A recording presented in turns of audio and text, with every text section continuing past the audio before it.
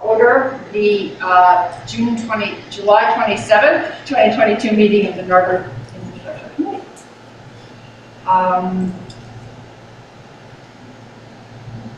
First item on the agenda is to approve the minutes for the June meeting. So moved. Okay. Yeah, second. Any comments, questions, corrections, discussion? Okay, all in favor? Aye. All right, minutes are approved. Okay, next item of business, B, information items for discussion. The first item is the 2023 budget. Sure. Yes, Ms. Borough Manager. So I wanted to continue our conversation from last month a little bit more detail. I think the committee had settled on 2023 being a year of finishing up some things we have going on, plus planning for next year as opposed to starting any new construction projects. So with that in mind, I wanted to share what some of those costs might look like and some of our options for addressing them. So at the council meeting last week, Borough Council approved applying for grant funding to pay for phase 2 of our town center Station Square projects. So that'll be the phase 2 design for that, as well as multimodal transportation evaluation for Haverford Avenue from Narberth to Wynwood. Our match, if we were to get that grant, is $60,000. And we will know probably, normally that grant gets awarded around like October, November of each year. So if we had to make a last minute sort of budget change, if we didn't get that grant, we could, but I think for now I want to budget the $60,000 match. For borough-wide traffic and multimodal evaluation, we were not awarded the TCDI grant. So I'm actually working, I'm grateful, some folks from the EAC actually are helping me with this new federal grant, the Safe Streets program, that, I think we basically want to try and do what we were going to do with the TCDI, just everywhere except Haverford Avenue, which already is covered by the multimodal we're applying for, and do that. That grant does not have a matching requirement. So there would be no borough dollars if we were to get that grant. If we were not to be awarded that grant, Pannoni had previously provided the Public Health and Safety Committee with a cost estimate of, I think, between $125,000 and $150,000 to do that work. Given that Haverford Ave would be covered under the multimodal grant that we've applied for now I'd like to budget, the problem with this federal grant is due in September. I won't know whether we would get it or not, probably until after the budget is done. Okay. So I would like to try our best to go ahead and budget $125,000 for that, borough-wide transportation study. Yeah. And then the final planning item I remember us talking about is if we wanted to, bring in external support for master park planning, which I would advocate in favor of. Based on price quotes in my previous job and this job we've gotten for master park planning, you're probably looking at costs around $65,000, $70,000 for it. If we wanted to wait and apply for DCNR's park planning grant, that would be due in April of next year and would pay up to 50% of it. We would know if we got that grant in October, November of next year, and then could start work on it. So we wouldn't necessarily have to budget anything in 2023 if we wanted to go that route. And that's kind of my preference, is we don't budget anything in 2023 other than the resources needed to apply for that DCNR grant. See if we get that grant or not, and in October of next year, and then budget in 2024. Question about that. Yeah. And thank you. If the application is due in April, suppose we started spending, and we put in an application for this full process, and we start spending our own money, right? And then we get awarded the grant. Is what we've spent for that, it has to be after the grant is awarded, 100%, I think. Yeah, if we could do that, that would have been great, but yeah. I mean, alternatively, the borough could budget, the full rate for it. But I think at that point, we're really kind of pushing the limits of what we can budget in a single year. If we tried to budget that 70,000 in addition to the 60,000 match on the multimodal and the 120. Well, I guess it kind of depends on the federal grant too, because if we got the federal grant, then yeah, it'd be no big deal for us just to pay and go ahead and do master park planning without waiting on the DCNR grant. So I guess those two are kind of tied together, and that I would say spending more than 200 grand on planning next year for those three items would be pretty difficult, I would think. This is probably a low probability, but if you paid that money from a loan, would you use their money to pay off the loan, or when the expenses occur? It's when the oh yeah. Because they would get the money. Yeah, it's when the work actually happens. Yeah. I like the creativity of that.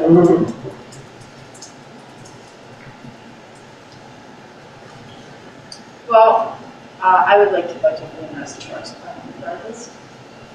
Yeah.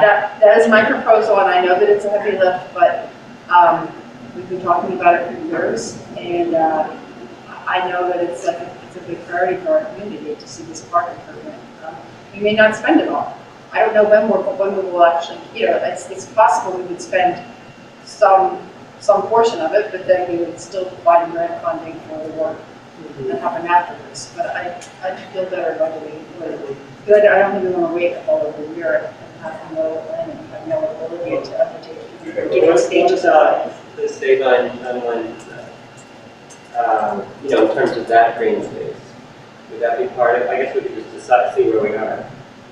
If we want to include that in the plan. I think we would want to look, and this is a conversation I've had with people about. I've come to the conclusion that you would want to look holistically at the borough. You'd want to look at Margaret Park. You'd want to look at Sabine Park. We probably want to wait until we know the grant decision, which is hopefully isn't that long away now, like October, November of this year, about 3 on the way, and whether or not that would be included in it or not. So I think you'd look holistically at it, yeah. And it can be, I don't know, the space can be planned based on kind of square footage. It can be planned before we know the final outcome of the facility.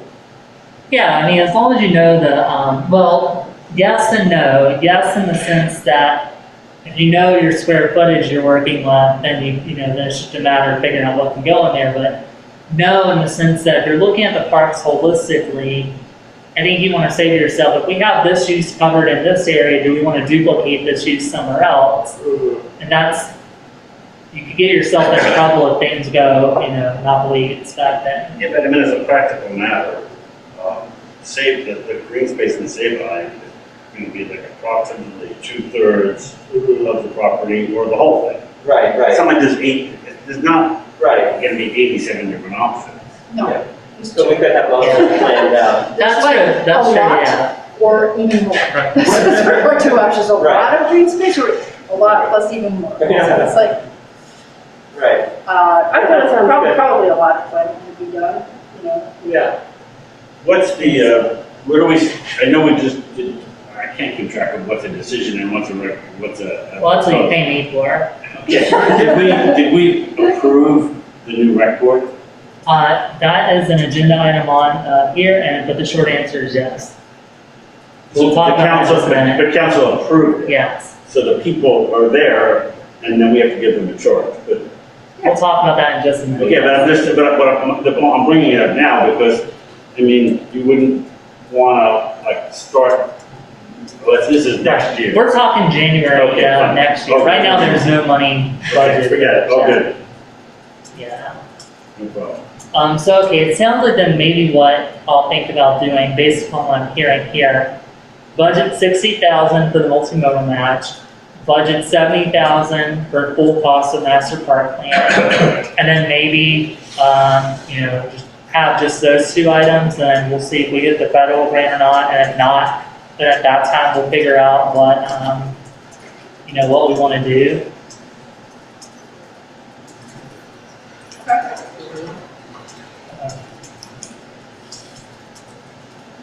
And then, of course, if needed, I'll talk with our public works manager, any additional funding, we put enhanced funding this year in the budget for inspection and clean outs of our stormwater and sewer lines, but that's something we need to continue next year. We can definitely budget that as well.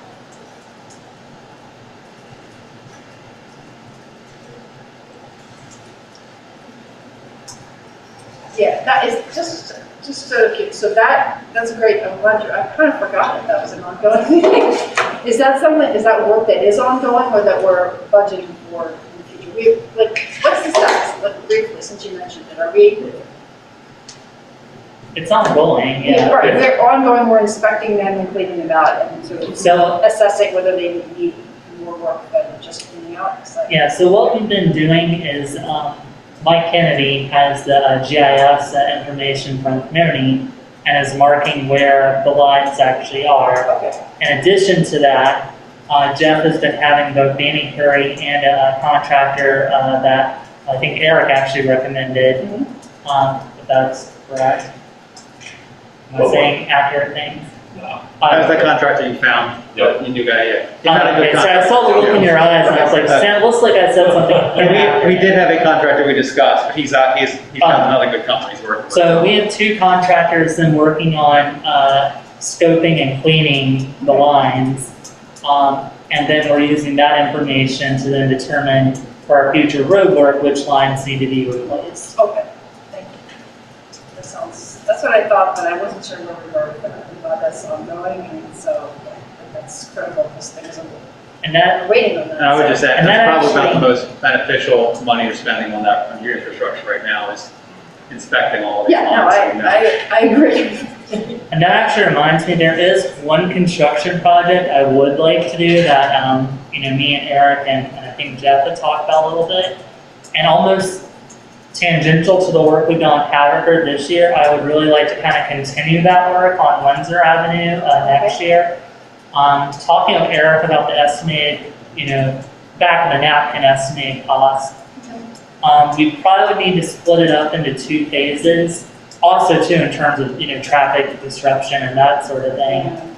I think we had said the first phase would start basically where the pipe ends on the other side of the Your park. most critical stretch, so the whole upside of the borough drains to Windsor down to the culvert. So I'm talking to Jeff, it's from that culvert in the park to Essex is your most critical undersized section.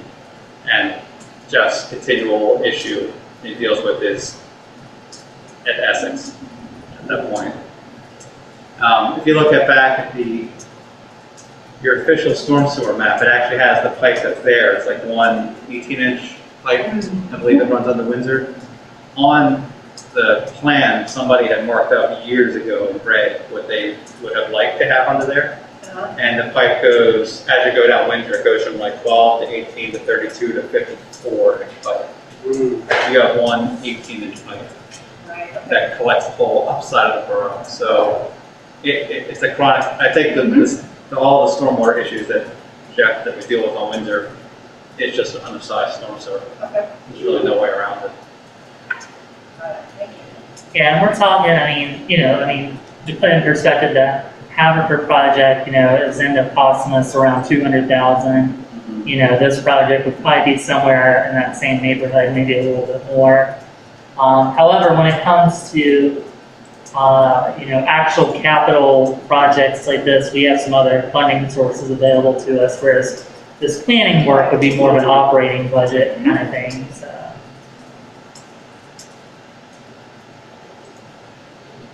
Sorry, that's my infrastructure related items I could think of, unless anyone has any other things you'd like me to try and work. And then if you think it's not between now and September, it's not the end of the world either. Governor? Well, let's see, so what about the town square? Is that part of this? Yeah, that's part of the multimodal. We won't be ready for construction in 2023. Right. We'll need to do phase 2 to actually develop the documents to then put out to bid for construction. Okay. So we're looking at 2024 for construction. And knowing, what I know and Simone Collins knows, we'll definitely be proposing some grant applications for that construction for 2024. Okay. Yeah, if we do not receive the grant funding for phase 2 for Town Square, we have set aside 60,000 as a match. Have we had any discussions with somebody Collins about how far that would get us, if anywhere, on the project next year? So for whatever it's worth, in the scope of work they put together for the grant application, just the phase 2 Town Square portion was estimated at 158,000. They could probably trim a little bit of that down if we didn't get a grant. So I defer to this group as to whether. I mean, the good news with the multimodals, we should know an answer for that in time for if we need to adjust the budget if we don't get it. Okay, we can talk about whether we want to shift. Yeah. Yeah, the allocation, because, excellent, thank you. All right. Ira? No, okay, let's move on to update on Parks and Rec appointments and reorganization meeting. We have already talked about the fact that, yes, we've made our appointments, we have our board members, so we got the full board now. Samantha, anything about the reorg meeting? Well, all right, so that's pending meeting appointments, right? Yeah, I'm hoping to hold it. I'll just for the sake of my schedule, I'm hoping to hold it when Parks and Rec was used to meeting on the second Thursday, but I'll see what the availability of the new members are. I'm expecting tomorrow to put out the request to the new members for a proposed meeting date for reorganization. Okay. And that'll happen sometime in August. Okay, so we'll look for that, thank you. Oh, it'll depend on their schedule, 'cause there was a cadence, but Right. it'll depend. But now we have more than half the committee replaced, so yeah. And the process is, I guess, should be obvious, since it did once we denied it, but they will vote among themselves to appoint a chair. Absolutely, yeah. I mean, I think, if I recall correctly, they have to have a chair and vice chair, and then they may elect a secretary. I seem to remember that. So, but at the reorg meeting, which I think Samantha will probably initially run through that, their enabling statute, with their, all of those things, and then they'll elect their leadership and be on their own, right? Yeah. Except- Well, they'll be on their own, They but won't, but they'll be up and running. But We'll still work with them. We'll work together. in terms of a charge, are we gonna work on that today or another time, or? I thought we had done that We already. sent it to council, I think. We talked about some things, and what we said was that we would have I think we said we would have a discussion with the board once it had sort of reorganized, to go through those items and sort of have dialogue about what the current membership, things, about priorities and workload and what they would take on. I mean, here's my I mean, specific, I think it's more productive if we don't just say, do this, what we say, these are the things the council would, have a back and forth, so. but here's my specific question. There was a time, like not that long ago, when we decided a good thing to do would be to have someone from council be present at the meeting. Mhm. Then, for obvious reasons, we reversed that decision because of what was going on. But, so now we're back with a new group. Do we want to have like a liaison to that group again? Or do we want to let them decide if they want one? Or? I mean, I think generally we've always had a liaison.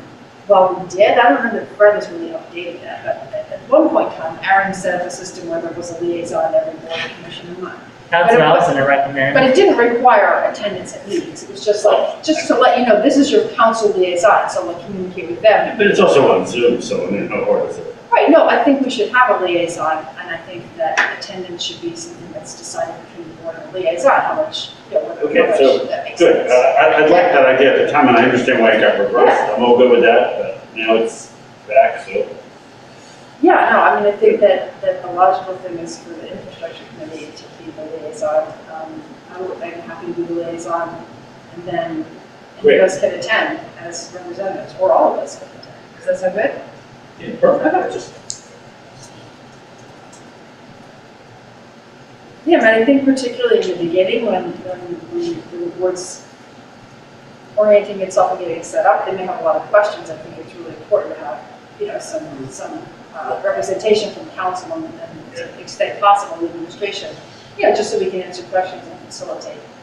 I mean, especially under those circumstances, because I remember when I, like, did the initial transition of NIDA, like, I went and made sure that David knew all the rules. Right. Because, like, there's a lot of nuance. Oh, no, that's absolutely what I'm gonna do as part of the reorg meeting, yeah. Okay. So does anybody recalling the list is in the minutes that we just approved, so it's in the packet somewhere in the beginning. Does anybody have anything additional to add to those items that we discussed, or anything, concerns about them, or want to refine what's there in any way? Okay, well, then we'll have a discussion. I don't know if there'll be time at the reorg meeting, but at least we can get a conversation started. Well, it'll be interesting to see what their appetite is to tackle some of those items. Yeah. Okay. Potential action, okay, can we move on? Are we good? Okay, let's move on to the action items, potential action items for council. The first is the plan in case of 201 Save by the Emergency repairs. There is a memo in our packet from our borough manager. I haven't really had a chance to read it. Anything else to add, or any questions or discussion? No, I think it makes a lot of sense just to have something. But certainly, I remember the roof, that just hit us like a ton of bricks. And, you know, so anything can happen, right? Well, and, sorry, Ira, I'll make sure you have a chance to chime in if you want, but I guess it sounds like what I would want to do then is follow up with PFM to get a better sense of if we never had to use this money, what sort of costs would the borough incur, and then prepare some sort of information or presentation for borough council to consider with it. Mm-hmm. Yeah, I mean, you did, I mean, we discussed this last time, and you did the homework. I don't know that we need to buy more insurance, given what you found out. Yeah, I don't know if that's even a viable option. Yeah, I think really the only viable option is to look into the draw facility. Well, or, like, I mean, well, maybe I forgot, but maybe you can just remind me. I think the case is if there was, like, some kind of thing that wasn't wear and tear, that we could use the insurance money to break the lease. Yes, that's right. Yeah. Well, that's really what I was asking. Yeah. Is do we have to pay to break the lease? Because, I mean, we're not gonna fix it. I mean, if it's like $200,000. Well, I don't necessarily want to commit to what council would or wouldn't do. I mean, without I'm not knowing that. committing, I'm just saying, there is a number at which we wouldn't fix it. How about that?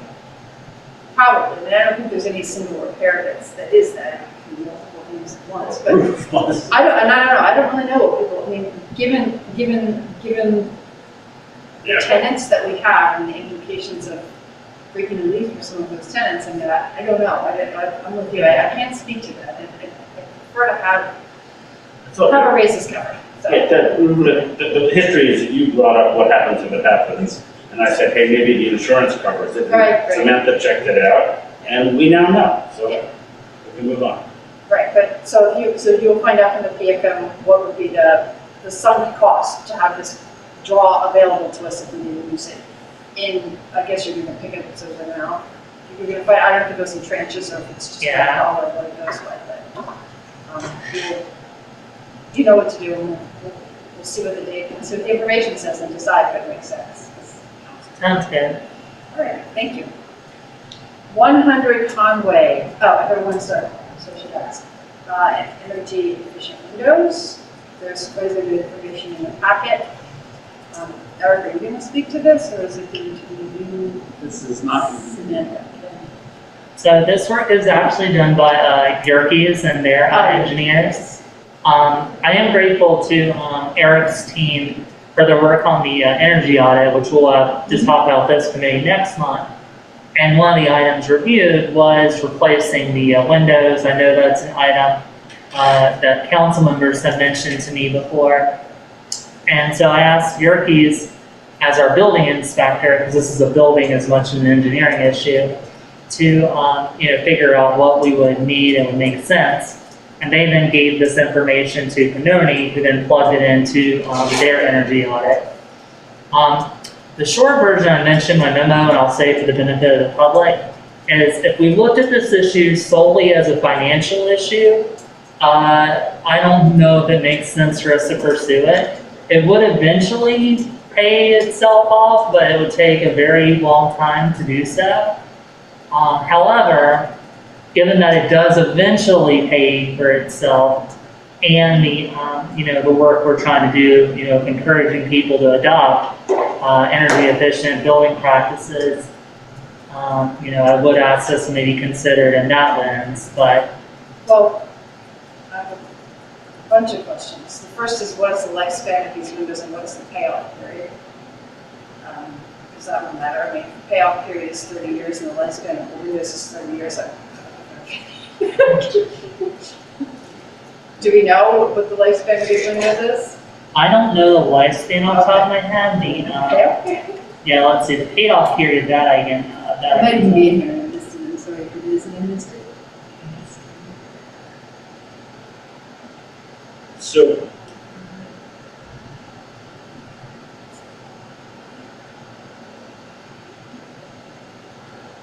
If it's not handy, you can get back to us. yeah, I'll look for it again, that's, I'll appreciate it. Okay.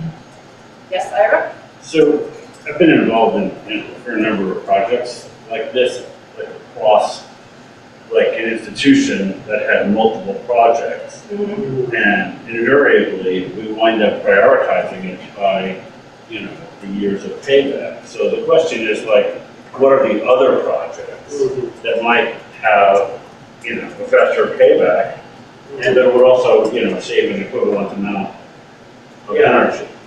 Yeah, I think that's good. That's what I was wondering about the audit. I can't remember now. Is that ready? Or have we seen it? So it'll be ready next month. Okay, so, maybe we could decide in the context of the audit. Because I had that same thought. Maybe, for example, solar panels would be a better investment. I don't really know, Yes, probably not. I don't know. Okay, that was just a hypothetical. Yeah. And then the other thing is that sometimes there are like half measures you can take that don't solve all the problem, but they still have a better payback. And I'm just throwing this out there. I don't know that it's even relevant in this case.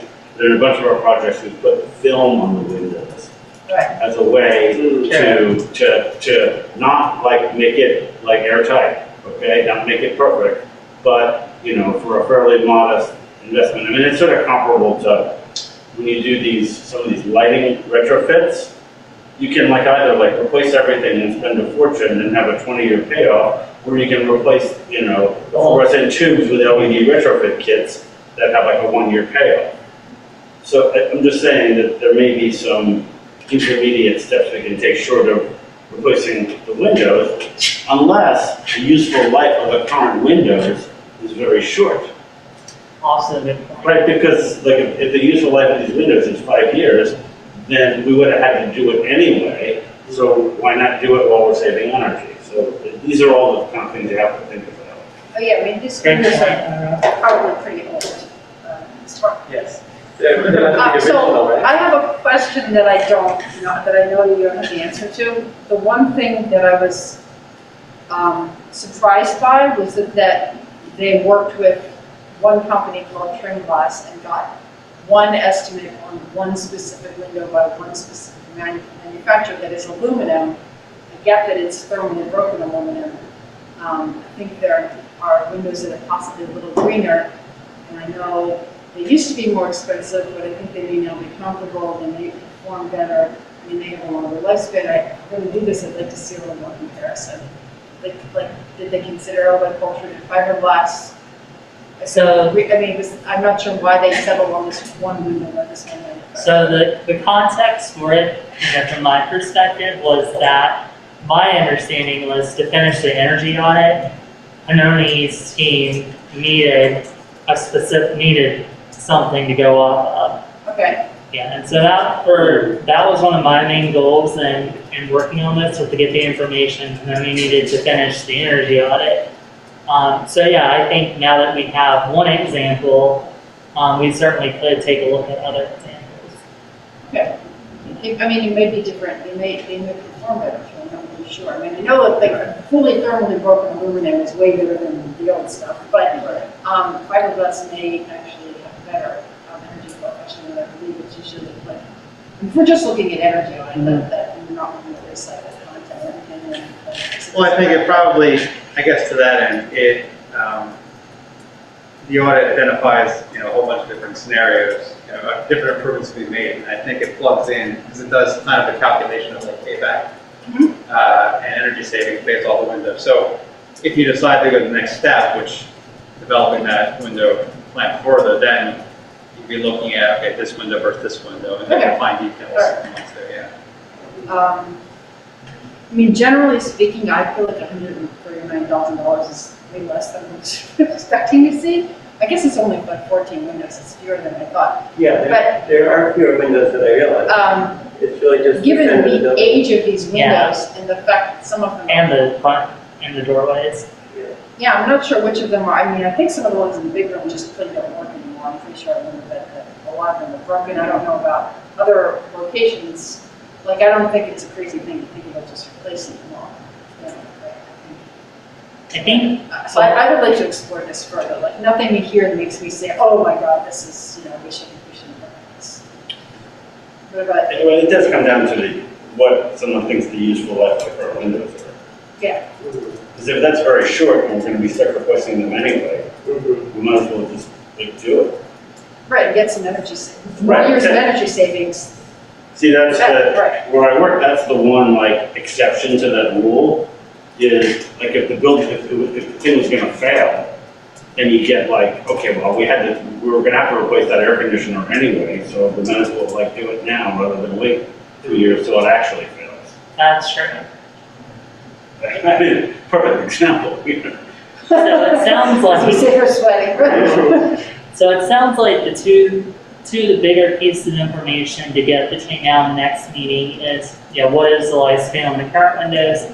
And we'll have the energy audit ready, and we can look at the windows in the context of the energy audit and the context of the existing windows lifespan, and then we can see whether, pursuing what sort of additional options we want to pursue. Okay.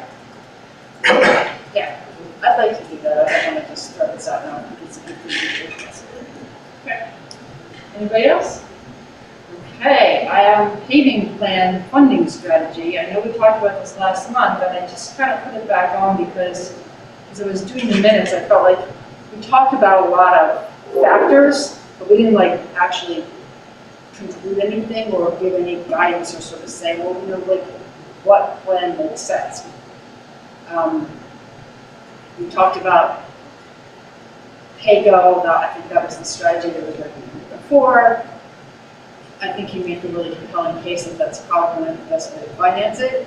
There's still a question of whether the best way is to sort of do all the streets at once, and then, instead of sort of, or, I think the original recommendation from prior management was do worst streets first and then the second worst.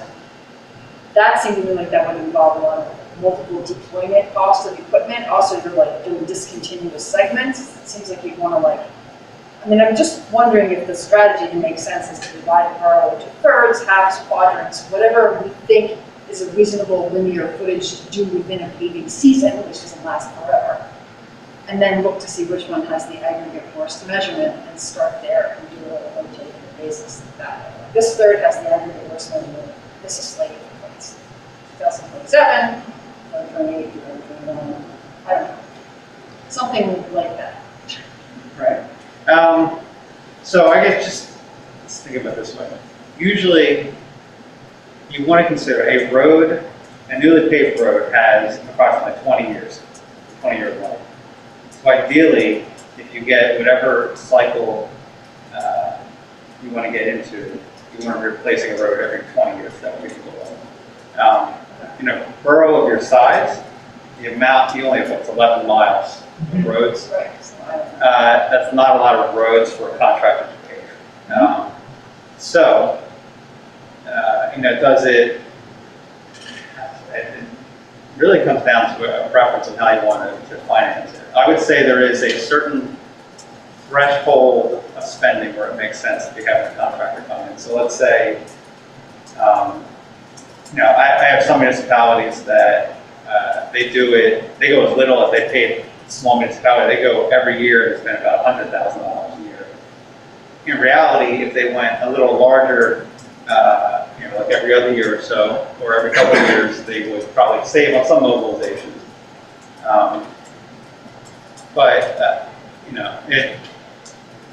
I guess it also comes down to how you're looking, you have the various strategies for financing it. If you were looking to take a loan, then you probably I would recommend you spending a few $100,000 at least at a given time. And 11 miles of road, you break that up into a 20, a couple year time frame. It's not that much work for contracts to do. And probably of your 11 miles, there's probably maybe like 3 miles that really could use paving now, another 3 miles that are would be your next up on your list, and then the next 6 kind of just strategize after that.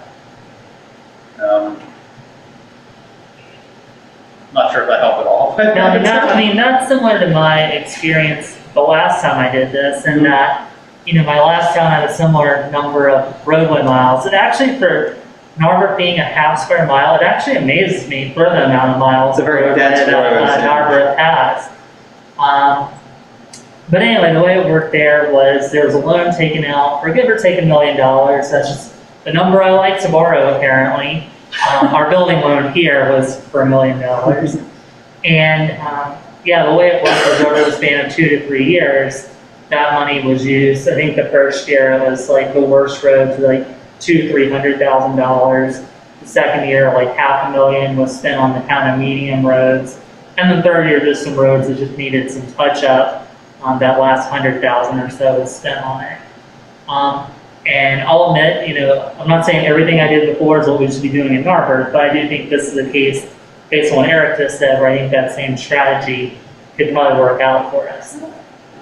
To me, the only choice is, whether to mix the 3s and 2s because of adjacencies, or whether to strictly go with the worst segments, ignoring where they are.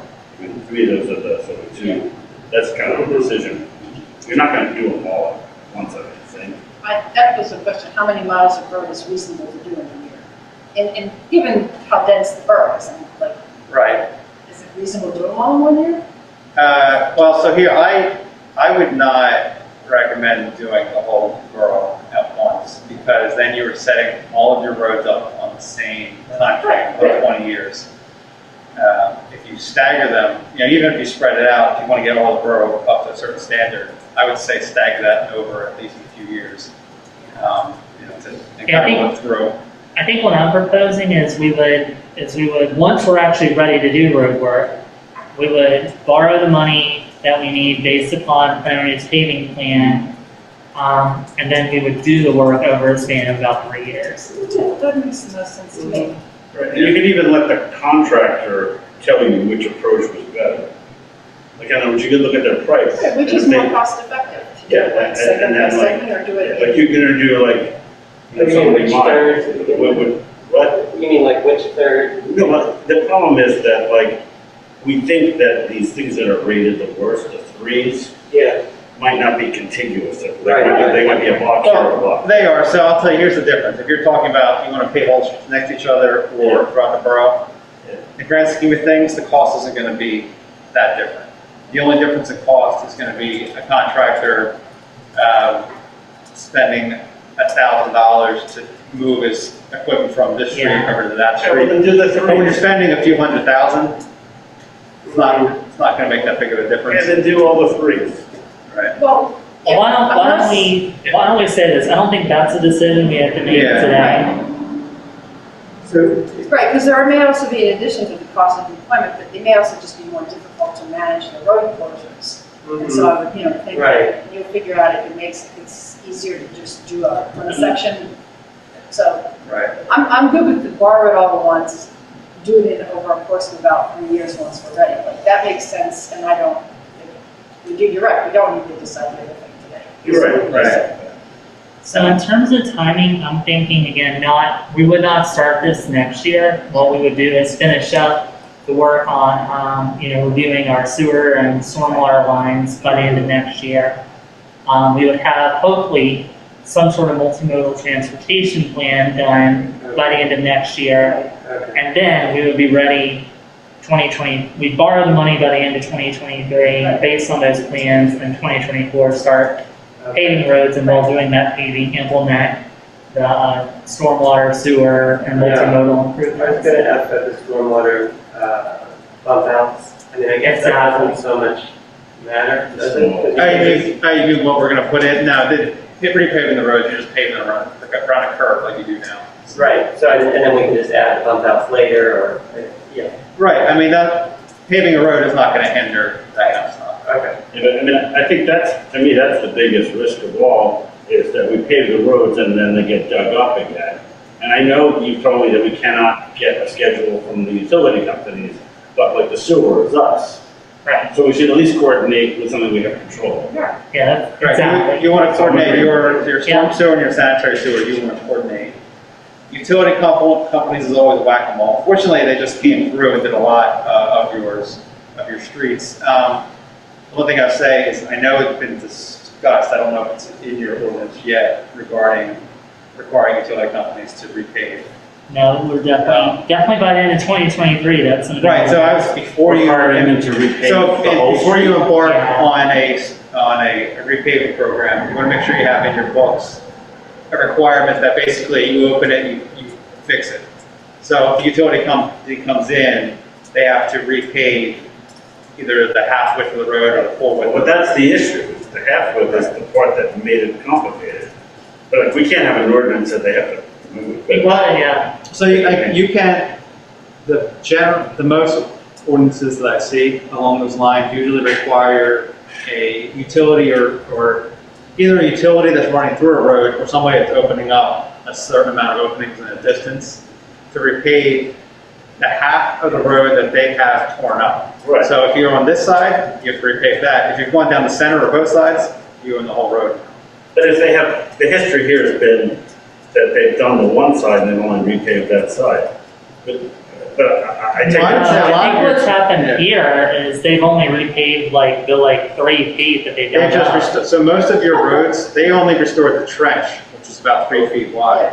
And we're gonna have an ordinance that goes beyond that? Yeah, that would be Yeah. like 12 feet, yeah, Okay. It'll be the half, yeah. yeah. I thought we took payment in lieu of and then used that to pay off some debt, knowing that we were going to borrow money to. So you may have Or in taken- the future for some sort of. That was 1 year, but when they did the south side, they did the other half. Well, it may even be possible that you took payment of lieu, but it may have only been the trench. If you Yeah, have an ordinance that requires full. You do, you pay, that's not going to be much, okay, fair point. And you're saying there are other municipalities that have a They do. All larger. right, so is that something that we've sort of got teed up to do, is to produce an ordinance, so they are set up for that? I mean, we've got a year, but Right. it's a good idea. And does that like make it, probably not, but that doesn't make it so they don't like want to work here and do the work or something? Well, no, they still, You have to have their customer there. Yeah. no, your utility companies are still gonna serve all the properties here.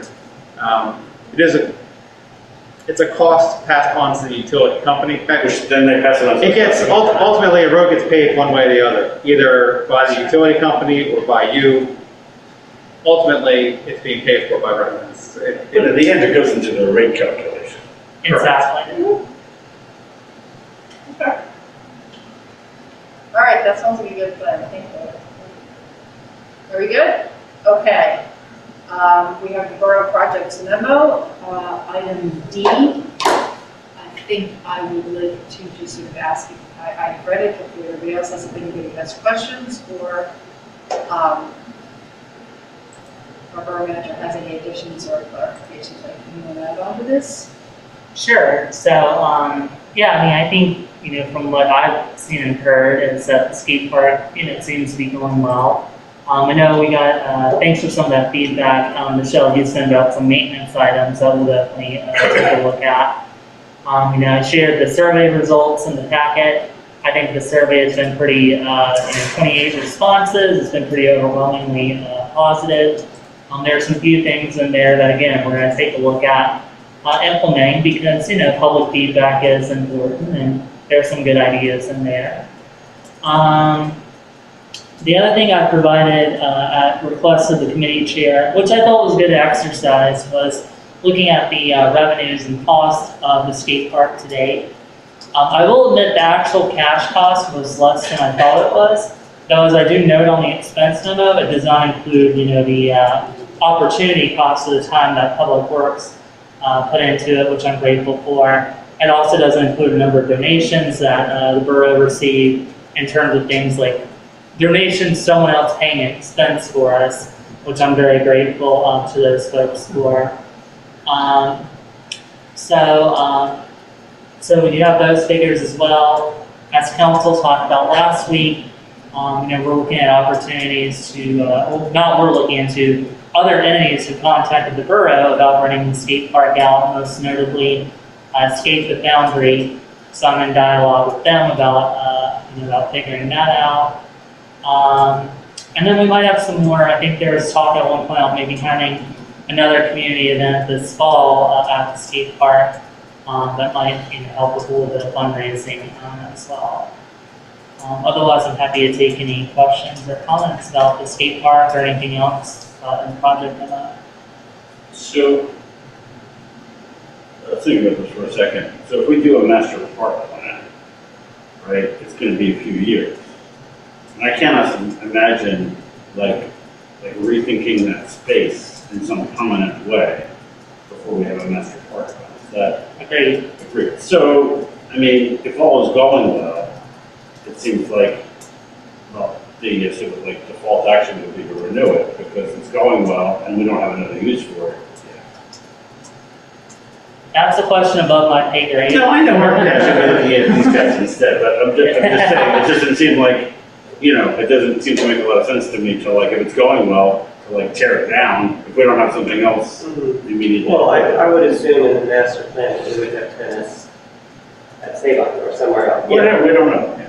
But that's always been my concern with what we, giving it tennis. Yeah, I would think with the investment that we've made into setting up the skate park and the information we've received from, I don't want to rehash the whole thing, but we did a lot of research to find, that equipment can last for a little while for the next few, until we get the master park plan done, definitely.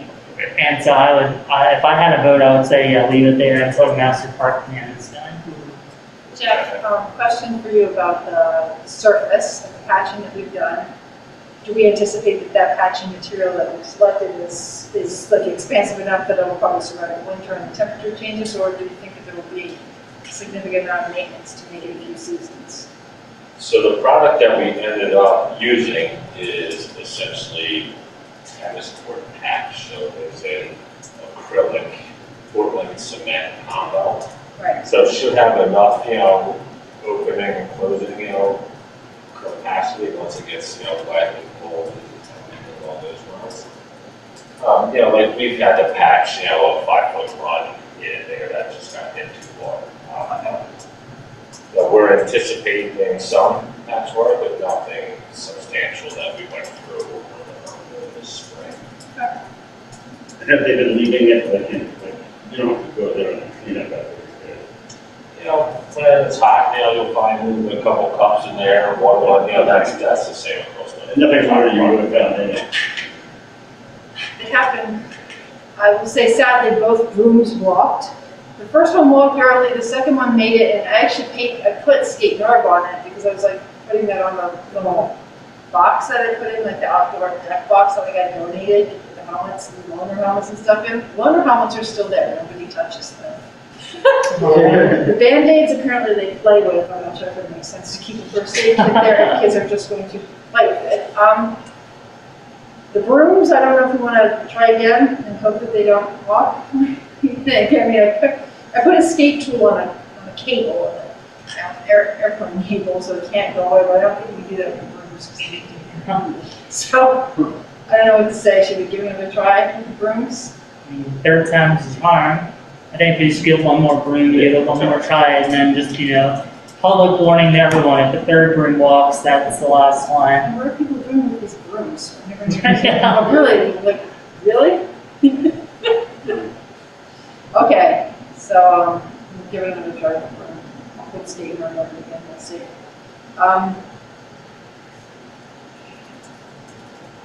Okay, anything else on the borough project? Oh, I just want to ask about the kind of timeline. So I'm making a list of projects that could actually kind of break ground in 2024. And the town square, the street resurfacing, maybe by then we would have our park master plan. Oh, yeah, So then we might be in a position to do some of the start doing park. some park improvements, yeah. And then the bridge, is that also 2024? No, the bridge is 2023. Okay, Completion, No, completion is 2024. okay. So 20. Break ground is 2023, or metaphorically in the case of the bridge, break ground. Okay, okay, yeah, I'm just trying to, so that's a lot, to look forward to.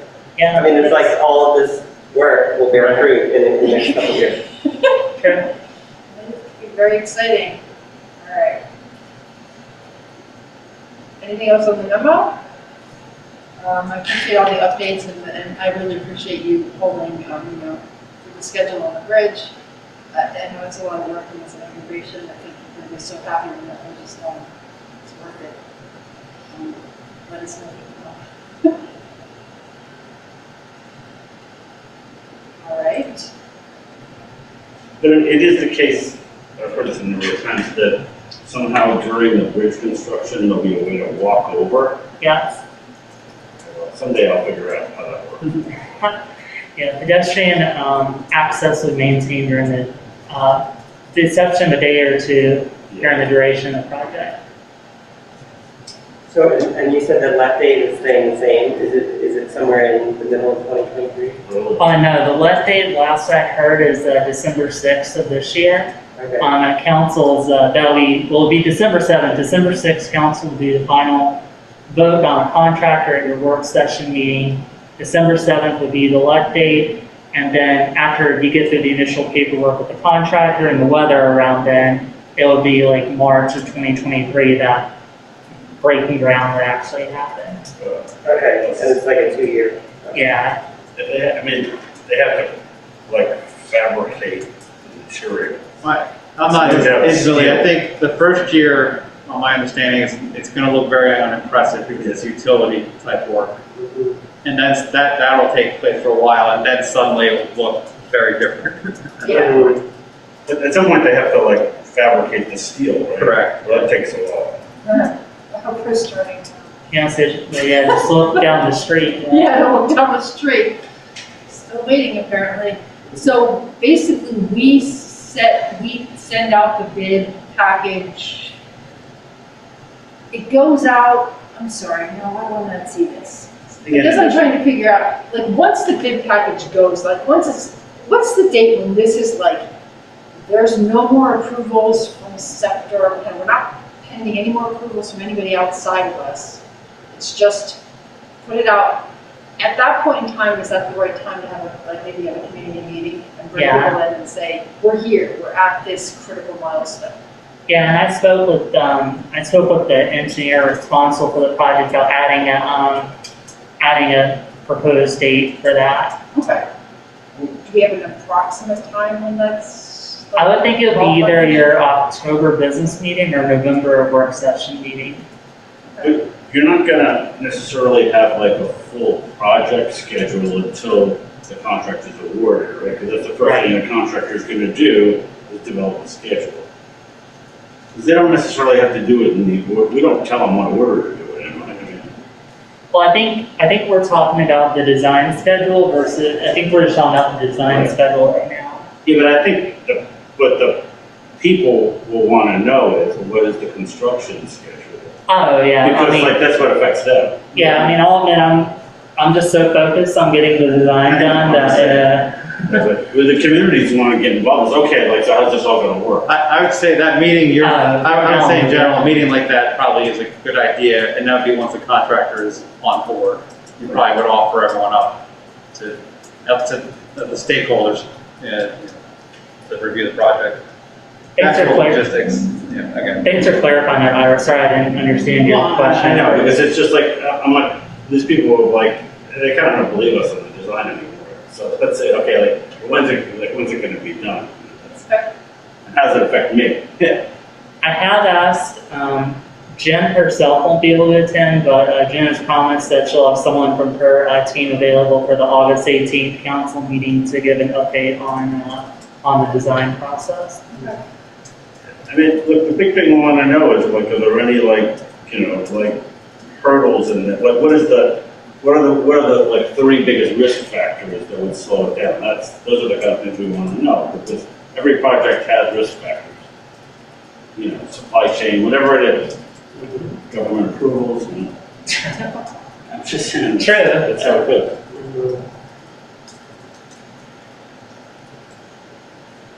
Okay, so I guess the best we can do is just make sure that we get the word out as best we can for the fact that Benoni will be giving an update in August for those who are really interested in hearing about that. That we will probably in the October business or work session be maybe discussing the fact that it's an RFP, what is it called? The bid package is going out, which is a really pretty critical milestone because it means that that at least those risk factors that are related to design, which have been the ones to date, are behind us. Like they're at that point. So that's kind of nice because they say the risk factors are the latest project are now many fewer than when they're of a different sort. And then when we have a contractor, it will be, I think it would maybe make sense to have a special meeting. It's not a council meeting and that point maybe. Yeah, well, that's not bad either, in like January or February or Yeah, something, yeah.